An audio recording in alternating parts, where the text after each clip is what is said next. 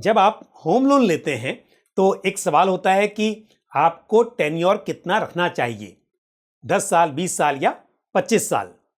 तो यहां पर यदि कैश फ्लो एक कारण है और जिसकी वजह से आप लंबे समय के लिए लोन का टेन्योर रखना चाहते हैं तो वो एक अलग बात है, लेकिन सवाल यह है कि आप बड़ी ईएमआई अफोर्ड कर सकते हैं और आप 10 साल में ही अपना लोन रीपे करना चाहते हैं। तो ऐसे में क्या आपको 10 साल का टेन्योर रखना चाहिए या फिर जैसा कि बैंक आपको ऑफर कर रहा है 20 साल या 25 साल आपको लंबा टेन्योर रखना चाहिए? क्या होगा आपके हित में, आज करेंगे इस पर चर्चा। नमस्कार, मैं हूं पंकज मठपाल। तो मैं आपको एक्सेल में इसे एक्सप्लेन करता हूं।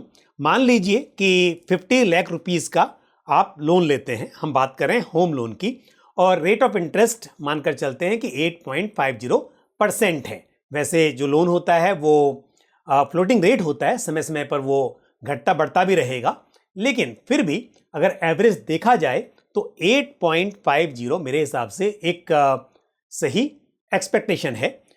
तो 8.50 मैंने यहां पर रखा है और मान लेते हैं कि आप 20 इयर्स का टेन्योर रखना चाहते हैं। तो अगर हम ईएमआई देखें तो ये आती है 43,391। मैंने सिंपली यहां पर फॉर्मूला यूज किया है, आप यहां पर देख सकते हैं। और उसके बाद अगर आप 10 इयर्स का टेन्योर रखते हैं तो क्योंकि 10 साल में ही आपको लोन चुकाना है तो ईएमआई आपकी बढ़कर हो जाती है 61,993। और जैसा मैंने शुरुआत में कहा, हम मानकर चलते हैं कि आप आसानी से ये 61,993 की जो ईएमआई है इसे अफोर्ड कर सकते हैं। लेकिन सवाल ये होता है कि आपके हित में क्या है, 20 इयर्स का लोन लेना या फिर 10 साल का टेन्योर रखना। तो इसे समझने के लिए यहां पर कैलकुलेट करते हैं। तो यदि आप 10 साल का लोन लेते हैं और ये ईएमआई पे करते हैं तो बेशक 10 इयर्स में आपका लोन पूरा हो जाता है। लेकिन यदि आप 20 साल का लोन लेते हैं और ईएमआई आपकी कम होती है तो उस केस में यदि हम कैलकुलेट करें 10 इयर्स के बाद, तो 10 इयर्स में जो टोटल आपका लोन रीपे होता है वो सिर्फ होता है करीब 15 लाख रुपीस। यानी कि आप ईएमआई पे कर रहे हैं, 50 लाख का लोन है और आप देखते हैं 10 साल के बाद कितना लोन रीपे हुआ है, तो ये सिर्फ होता है 15,309 रुपीस। यानी कि अभी भी आपका करीब करीब 35 लाख रुपीस बाकी है।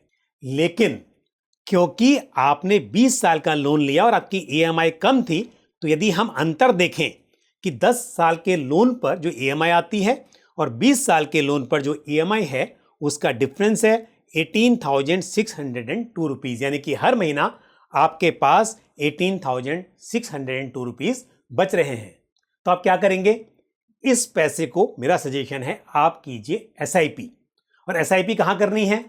एसआईपी आप एक मिड कैप इंडेक्स फंड में कर लीजिए, क्योंकि आप अपनी चॉइस से कोई फंड लेंगे, एक्टिव फंड हो सकता है अच्छा परफॉर्म करे, हो सकता है नहीं करे, लेकिन आपको ज्यादा सोचना नहीं है। तो मैं लार्ज कैप भी नहीं कह रहा हूं, स्मॉल कैप नहीं कह रहा हूं, मैं एक mid cap fund, mid cap index fund आपको सजेस्ट कर रहा हूं। अब सिंपली हम कैलकुलेट करते हैं कि यदि ये 18,602 रुपीस की एसआईपी की जाती है और हम 12% का सीएजीआर यहां पर एज्यूम करते हैं तो 10 साल में कितना पैसा बन सकता है, और ये बन जाता है 42,79,107। अब देखिए यहां पर हमने जब कैलकुलेशन की थी कि 20 साल का लोन लिया, 10 साल में करीब 15 लाख ही आप चुका पाए, तो आपका 35 लाख का आउटस्टैंडिंग लोन अभी था।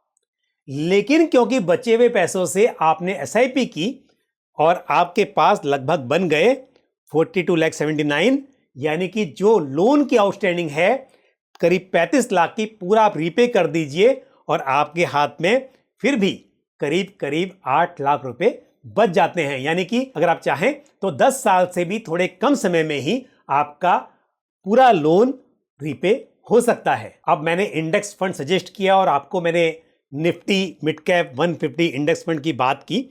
मैं आपको यहां पर उसकी फैक्ट शीट दिखाता हूं क्योंकि आजकल तो मार्केट काफ़ी अच्छा कर रहा है, तो मैं 12% कहूँगा तो आप में से बहुत से व्यूवर कहेंगे कि 15% क्यों नहीं मैंने अज्यूम किया। लेकिन मैंने कई बार ऐसा देखा है जब एक छोटे पीरियड में भी फंड्स परफॉर्म नहीं कर रहे होते हैं, उस वक्त बहुत सारे सवाल उठते हैं कि 12% क्यों हमने ले लिया और कौन सा फंड है 12% दे रहा है। इस तरह के बहुत सारे कमेंट्स मैंने बहुत पढ़े हैं। तो मैं आपको फैक्ट शीट दिखाता हूं यहां पर। देखिए, निफ्टी मिड कैप 150 इंडेक्स, आप कोई भी फंड लेंगे तो उसके रिटर्न्स लगभग इसके आसपास ही होंगे। तो यहां पर आप देखिए लास्ट 1 ईयर में निफ्टी मिड कैप 150 इंडेक्स ने रिटर्न दिया है 59% का। लास्ट 5 ईयर्स का CAGR रहा है 25.68% एज ऑन 30 अप्रैल 2024।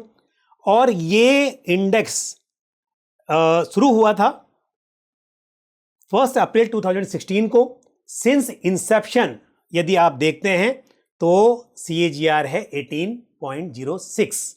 तो मैं तो फिर भी यहां पर 12% का CAGR मानकर कैलकुलेट कर रहा हूं, तो भी 10 साल में आपके पास पैसे बच रहे हैं। और यदि मैं इसके बजाय इसको थोड़ा बदल दूं और 15% कर दूं, क्योंकि हमने देखा कि 18% का सिंस इंसेप्शन CAGR है, मैं 15% पे कैलकुलेट कर लूं तो आपके 10 साल में बन जाते हैं 51,19,000 और आपको लोन रिपे करना है अराउंड 35 लाख, तो आपके पास 16 लाख रुपीस और बच जाएंगे। तो क्या है फायदे वाली बात?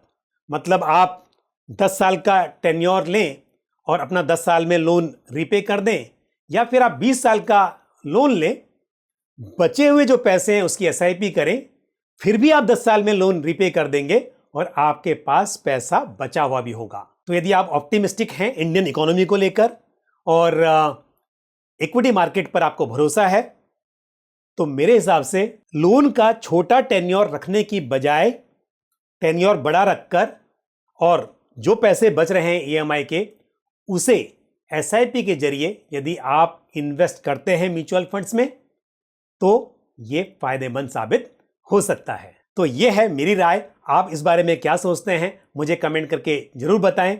और आज के लिए बस इतना ही, मुझे दीजिए इजाजत। अगले वीडियो में फिर किसी इंपॉर्टेंट टॉपिक के साथ आपसे मुलाकात होगी। थैंक यू, जय हिंद। म्यूचुअल फंड निवेश बाजार जोखिमों के अधीन है। योजना से संबंधित सभी दस्तावेजों को ध्यान से पढ़ें।